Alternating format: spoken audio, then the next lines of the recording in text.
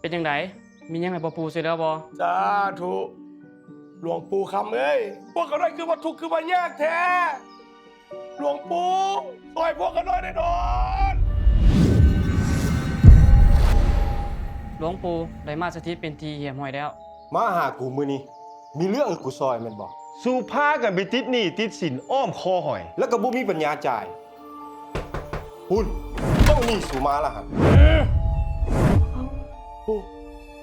ซอยพวกเขาหน่อยดิปู่ เฮ้ย มันสิฮอดมือแล้วไหนหันบ่ใจ ใจเย็นๆ เดี๋ยวปูสิซอยเจ้าเอง ถ้าเจ้าบูชาสายคอหลวงปู่คำเจ้าจะมีโชคอันใหญ่หลวงค่าบูชาเพียงแต่10 ล้านกีบเท่านั้นเครื่องบูชาอันที่สองถ้าเจ้าบูชากุมารทองเจ้าจะได้โชค2 สั้นค่าบูชาเพียงแต่25 ล้านกีบแต่ถ้าหากว่าเจ้าสักยันต์มหานิยมดูดเงินดูดคำเจ้าจะร่ำรวยเงินทองและทรัพย์สินค่าบูชาเพียงแต่50 ล้านกีบมักแบบใดเจ้าเลือกเอาเลย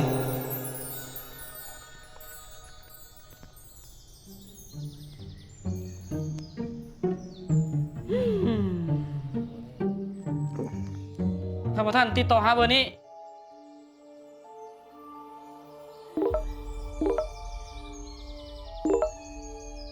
หยุดอย่าฟ้าวโอน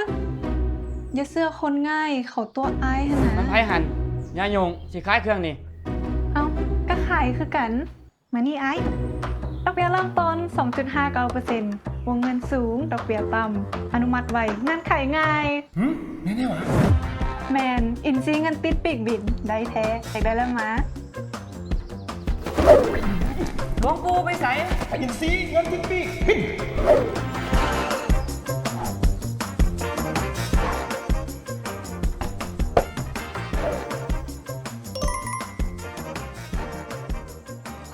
อินซีงานติดปีกบิน มีเฮา มีทุน มีความสำเร็จ